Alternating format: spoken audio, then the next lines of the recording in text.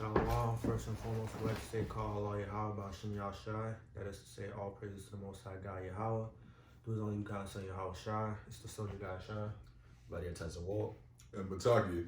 So we're here with another sit down today, by the Spirit and power of the Most High, on how the laws benefit us. Because out in the streets, usually we talk about the laws are for our people and how the laws benefit us, but we don't really talk about what those benefits are or what they look like. So we're here by the Spirit and power of the Most High to do a sit down tonight, and Lord willing, people are edified.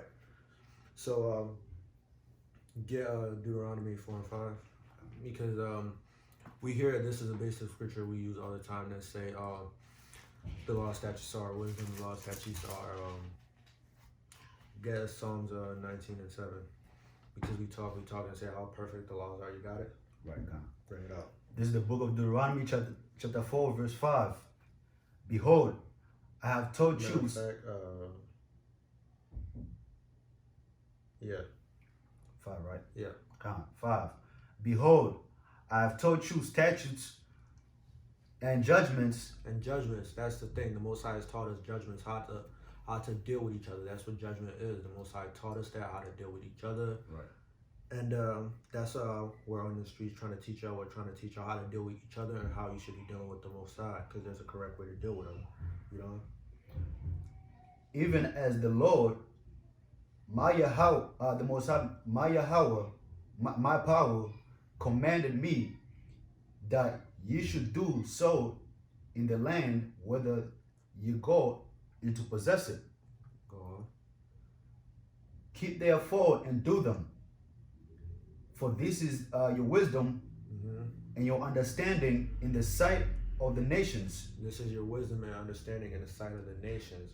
This is how you look wise in the sight of the nations, the law, statutes, and commandments. We don't right. Which shall hear all these statutes. Which shall hear all these statutes, all these sayings. Matter of fact, let's go into what statutes mean. Right. But we don't.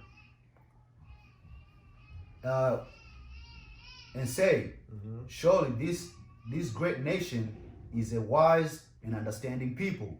Right. So statutes mean a written law passed by a legislative body. So there already you see a form of government. So right.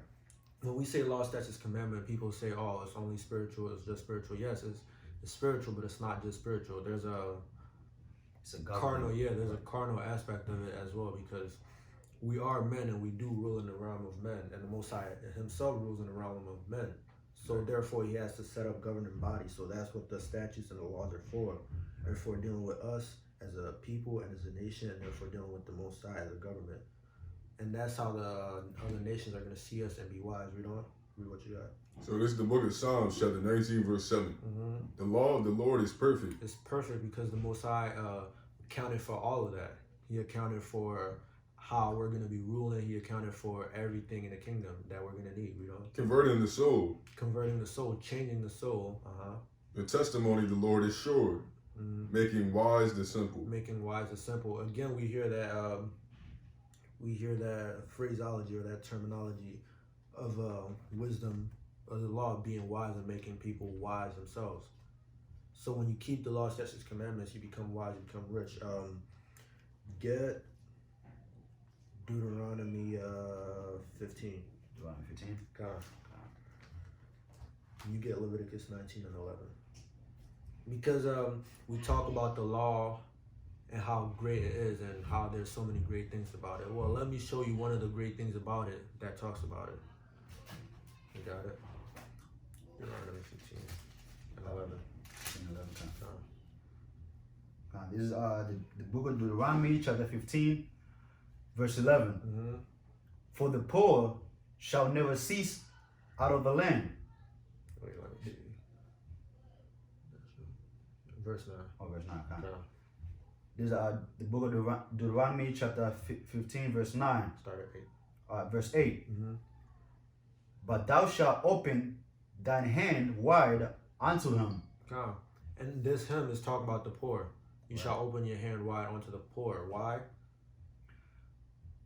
And shall surely lend him sufficient for his need. And shall surely lend him sufficient for his needs. So there, right there, we see a law talking about helping your brother, so there wouldn't be anybody poor in the land of Israel. So everybody has enough to get around, or nobody is lacking. So right there, we see the law of the Most High accounting into how people are going to be poor and whatnot.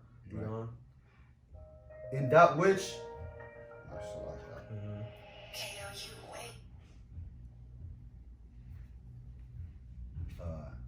In that which, in that which he wanteth. mm-hmm. You know? Beware that there be not a thought Mm-hmm. in thy wicked heart, saying, the 7th year, the year of release, is at hand, Mm-hmm. and thine eye be evil against thy poor brother.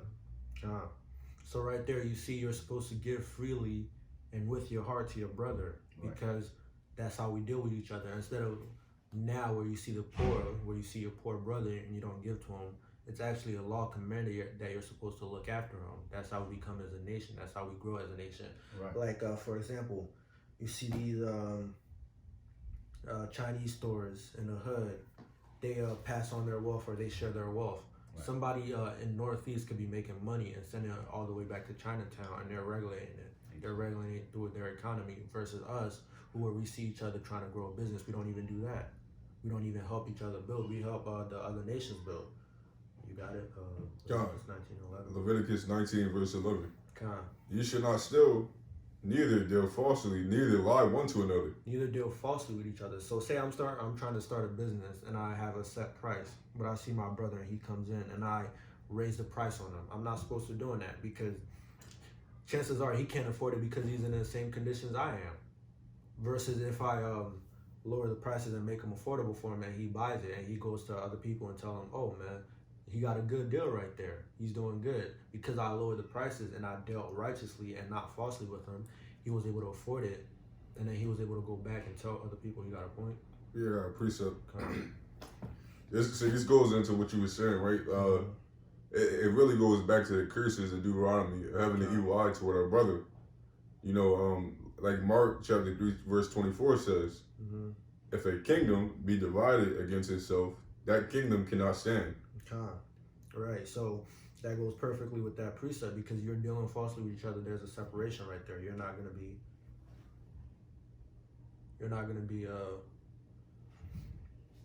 be right, because you're divided, because you raised the prices and you dealt falsely with him. Now he has hatred in his heart for you and you're divided. You're not gonna be set on one accord. You got a precept? Yeah, I got a precept too.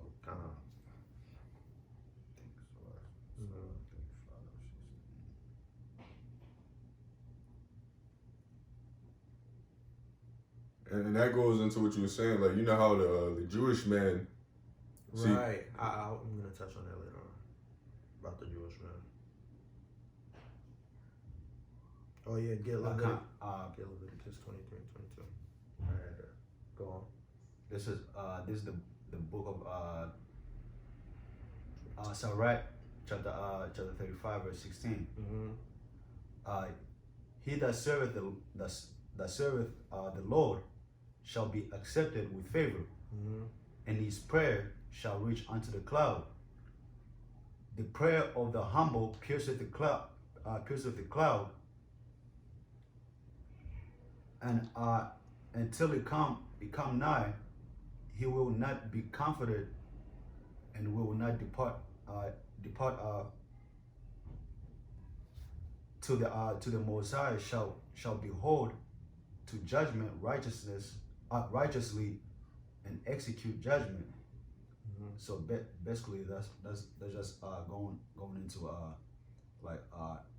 if you deny the poor, you know what I'm saying, it goes with also another scripture that say the prayer of the poor, you know, said pierces the cloud. That's in fact the precept I was looking for. Yeah, there's more on that too, and if you keep reading. Oh yeah. To 11, yeah, it says exactly that. But bring on what you got. Leviticus 23:21. Come. And ye shall proclaim. Leviticus 23:22. And when ye reap the harvest of your land, thou shalt not make clean riddance of the corners of the field. Con, you're not supposed to, when you reap in the land, you're not supposed to reap everything off the land because the Lord knows that there's poor people in Israel that don't have anything. So you're supposed to leave that part for them so that they have something that they can do to take care of themselves too. That's how you show mercy unto your people, you know? When thou reapest, neither shalt thou gather any gleaning of thy harvest. Thou shalt leave them unto the poor and to the stranger. I am the Lord your God. The Most High is commanding this because He wants everybody to be taken care of. Right. Because there's nobody that's going to go hungry in Israel because the Most High thought of everything. That's why it goes back to the Psalms 19 and 7. The law of the Lord is perfect. He thought everything through for Israel. You got a point? Salat, yeah. Khan, it's a precept dealing with the land having a sabbatical rest. Yeah, the year of Jubilee. I'm gonna touch on that too, but go on. And Esau, see, he's so wicked that he doesn't even get a land, you know, that like it was saying, you know, give it the harvest. Esau he basically doesn't give the land a rest, and he takes from it until it like dies and no longer reaps that, you know, that certain good or fruit or whatever it is. Like America, right? You see all the concrete and all the city buildings. This country had like probably had a lot of exotic plants that was probably very beneficial dealing with the tribe of Gad and the Seminole Indians. And Reuben, they probably had a bunch of medicines we don't even know about now because Esau probably reaped all of that away. Go back into what you're doing. Verse 10. Verse 10. Come on. Finishing up verse 9. And thou givest him not, and he cried unto the Lord against thee, and it be sin unto thee. That goes into the verse that you brought out in Psalm 35. The Most High hears the prayer of the poor. Right. So you don't want to do anything to offend them because the poor, they can have a lot of reason to hate you. So when you do good unto them, the Most High sees that. Right. But anyway, get Deuteronomy 15 and 2. I'm going to continue on this one. Nah, that's it. That's it. Yeah. Get Deuteronomy 15 and 13. 15 and 13? Yeah. Deuteronomy 15 and 2. And this is the manner of the release. Every creditor that lendeth aught unto his neighbor shall release it. He shall not exact it of his neighbor or of his brother, because it is called the Lord's release. And that goes into the sabbatical year, the 7th year. If you start at the top, 15 and 1. Verse 15, Deuteronomy chapter 15, verse 1. At the end of every 7 years, thou shalt make a release. That goes into the sabbatical year that you were talking about. One of the aspects of the sabbatical year, besides giving the land rest, is to also release everybody that's indebted to you. So imagine if we as a nation did that now, how much we'd flourish. We start off clean. Imagine how many brothers who have a chance to start their own businesses or their own ventures if they didn't have debt to pay to somebody else, right? You got 15 and 12? 15 and 12. I believe that's what it is.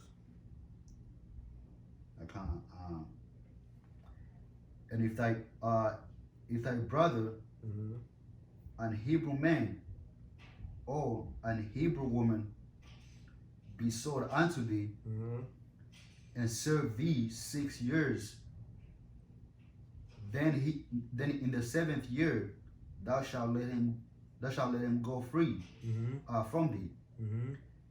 And when thou sendest him out from thee, thou shalt not let him go away empty.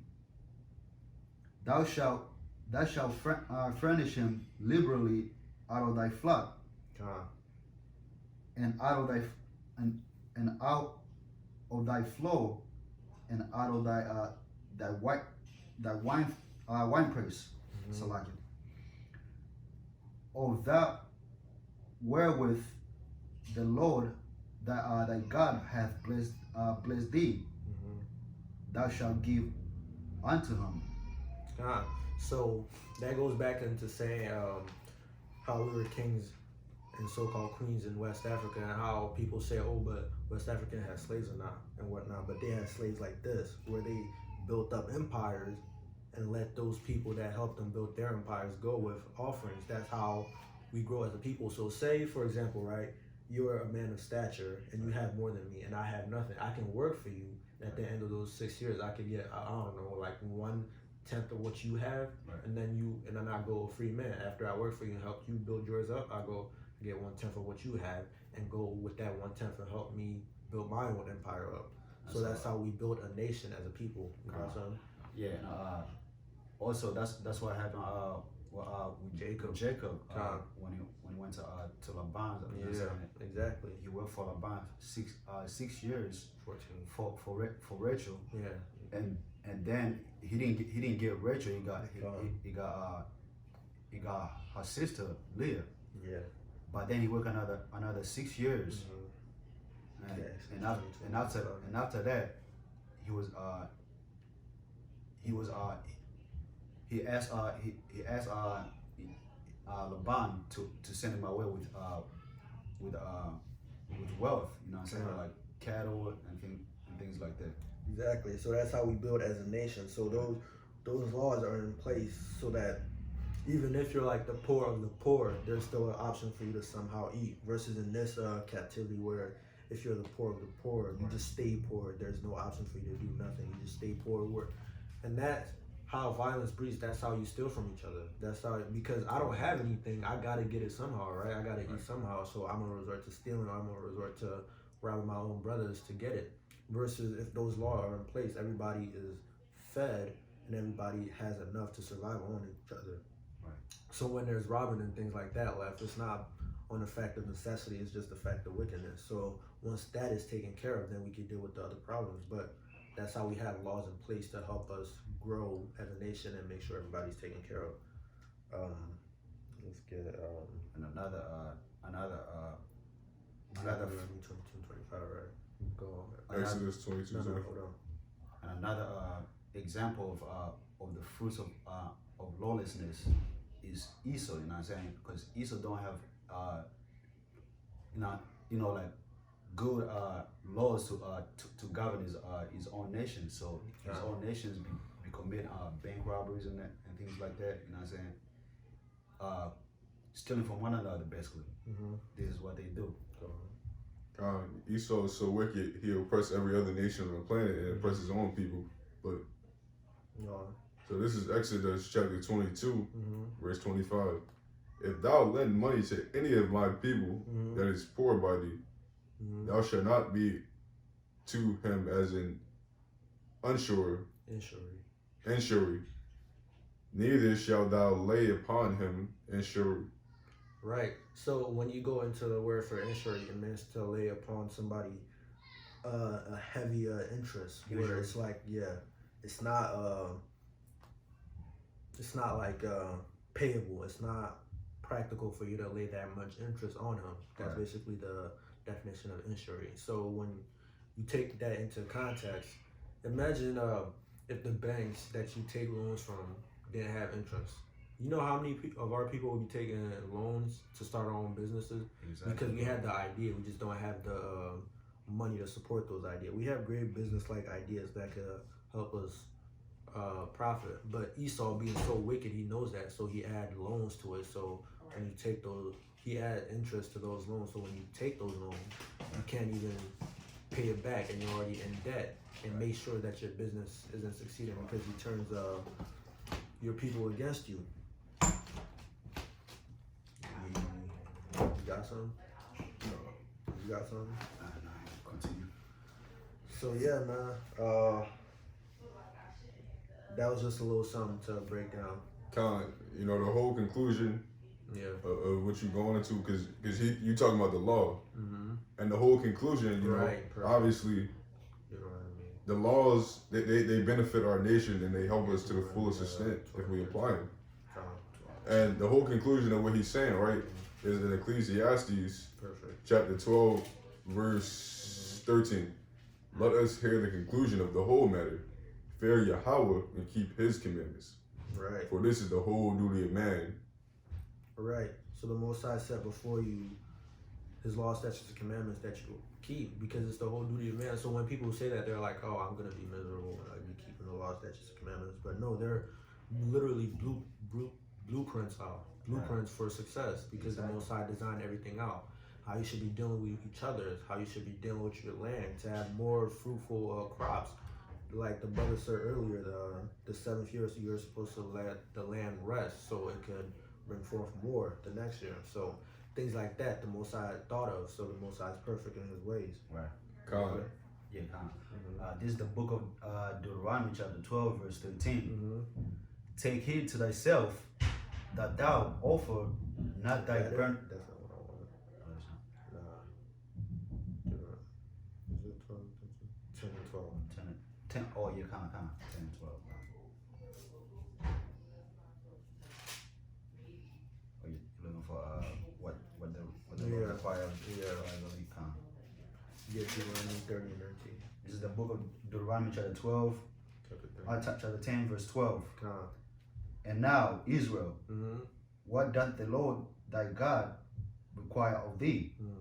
But to fear the Lord thy God, to walk in all His ways, to love Him, and to serve Him, serve the Lord thy God with all thine heart and with all thy soul. Right. So when we say that, people think, oh, the laws are just benefiting the Most High. Get Deuteronomy 28:15.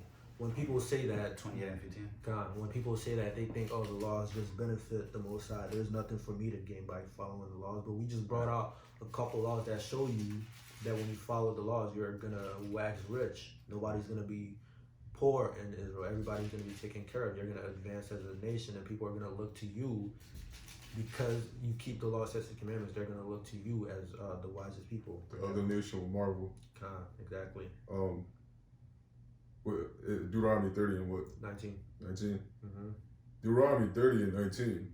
I call heaven and earth to record this day against you, that I have set before you life and death. So the Most High set before you keeping the law, statutes, commandments, and waxing great, or not keeping the law, statutes, commandments, and being carried into slavery and serving other nations. Read on. Blessings, which are the laws, statutes, and commandments. Again, I don't know how many times Israelites on the street corner have to reiterate that keeping the law, statutes, commandments are a blessing to you. Read on. And cursing, which is you not keeping the law, statutes, commandments, as pertaining to the curses in Deuteronomy 28, which came about because we're not keeping the curses. Read on. Therefore, choose life. Choose life. Choose to keep the law, statutes, commandments. This is the Most High speaking unto Israel. Choose life. Read on. That both thou and thy seed may live. That both thou, not just you, but if you care about your kids, if you care about their kids, choose to keep the law, statutes, commandments, because that's how you're going to survive, and that's how they're going to survive. You got to know what it's on, right? Right, con. This is the book of Deuteronomy, chapter 28, verse 15. Read on. And it shall come to pass, if thou wilt not hearken unto the voice of the Lord thy God, to observe and to do all His commandments and His statutes, which I command thee this day, that all these curses shall come upon thee and overtake thee. So we just read in Deuteronomy 30 and 19 that the Most High set before us life and death. In Deuteronomy 28, we see the Most High saying, if you don't keep the law, statutes, commandments, basically death is going to overtake you. Right. So here you see the law, statutes, commandments being compared to life, and we know that life isn't just, oh, I'm living, but life is flourishing and living, which the law, statutes, commandments are designed to do. They're designed to make you flourish, right, and to have life abundantly. And we see it throughout Isaiah, Jeremiah, Ezekiel, that in the kingdom, when we're keeping the law, statutes, commandments, these other nations are going to be looking to us, and Israel is going to be established. Matter of fact, get Isaiah 2 and 1. Right. We see that when we keep the law, statutes, commandments, we're going to be number one, and the Most High is going to be looking to, not the Most High, but the whole world is going to be looking to Israel as that high nation, as the best nation. You know? Isaiah 2 and 1, the word that Isaiah, the son of Amos, saw concerning Judah and Jerusalem. Start at 3. That's the point. Isaiah chapter 2, verse 3. Right. And many people shall go and say, come ye, and let us go up to the mountain of the Lord. And we know in the Bible, mountain represents government or rulership. So in those days, people are going to be saying, hey, man, let's go to the Israelites, man. Why are they going to be saying that, you know? To the house of Yahweh of Jacob, Uh-huh. and he will teach us of his ways. And he will teach us of his ways. He will teach us the law, statutes, and commandments. They're going to be coming to us.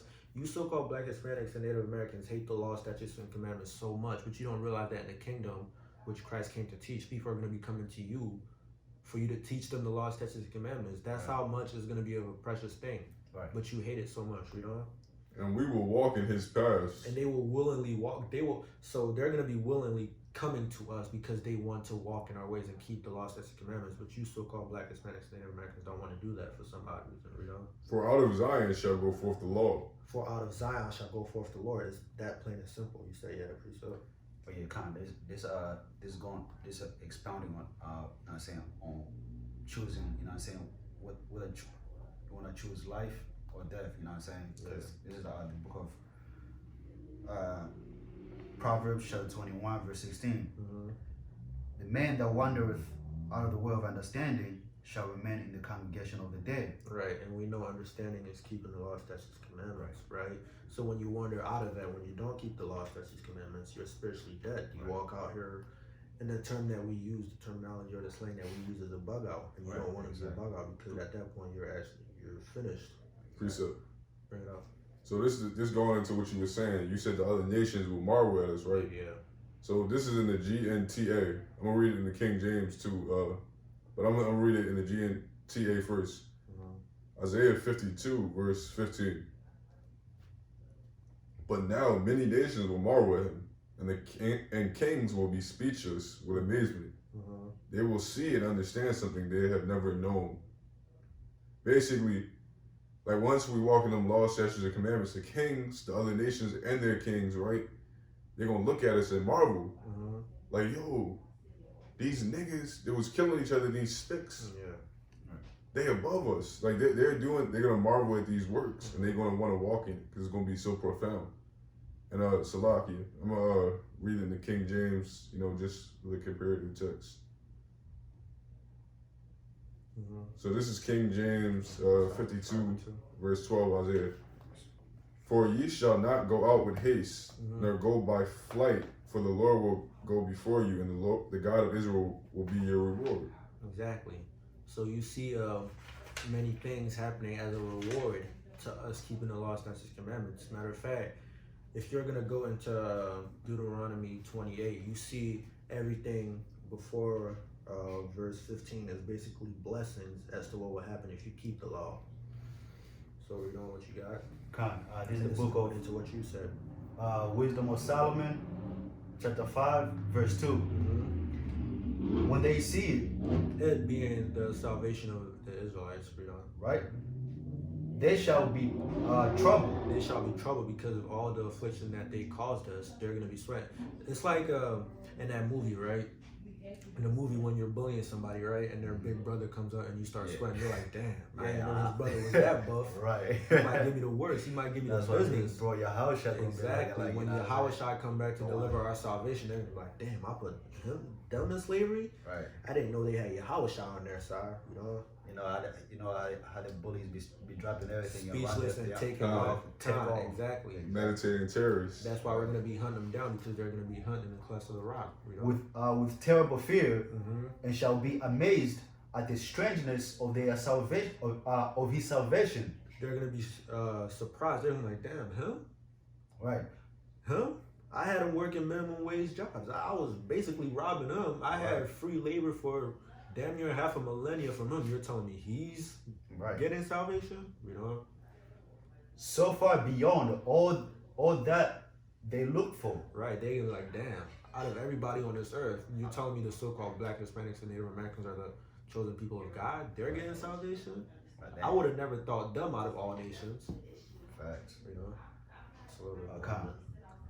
And they repenting and groaning for anguish of spirit shall say within themselves, this is he whom we had sometimes in derision and a proverb of reproach, Mm-hmm. we fools accounted his life madness Mm-hmm. and his end to be without honor. Without honor. So they thought you were nothing but a nigga, a spick, and a wetbag. They didn't think anything of you. They didn't think you were going to be amount to say Right. to anything. So they took you into slavery. So they robbed you and left you for dead and took your spoils and your history because they didn't think you would amount to nothing. Right. You know.